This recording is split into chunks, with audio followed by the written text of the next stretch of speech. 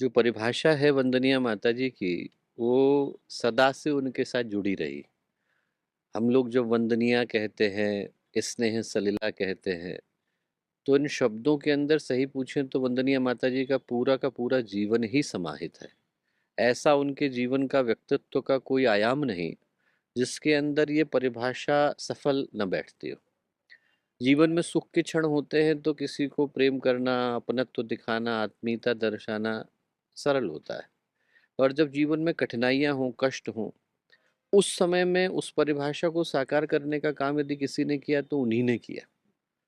न जाने कितनी कष्ट कठिनाई की बेला से वो गुजरी, पर न उनके चेहरे पर शिकन आई, न उनने दूसरे को एहसास होने दिया।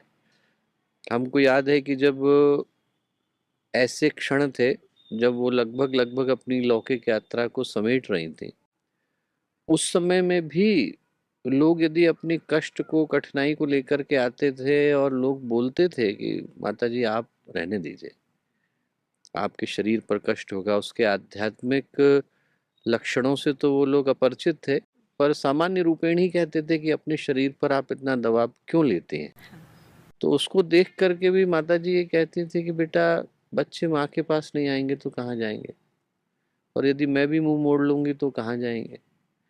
तो कई बार ऐसी परिस्थितियों के होते हुए भी, कि जब माताजी के लिए देखने की दृष्टि से, लौकिक दृष्टि से वो कठिनाई का क्षण रहा होगा, और हम तो अब उस बात को बहुत गंभीरता से महसूस कर सकते हैं कि जब निरंतर आपके ऊपर समाज का दबाव हो, आपका शरीर हो सकता है कि उस स्थिति में न हो, पर तब भी लोगों की अपेक्षाएं हैं, तो उन अपेक्षाओं को पूर्ण करने के लिए आपको ये महसूस कराना पड़ता है कि सारी चीज़ें यथावत चल रही हैं, the show must go on.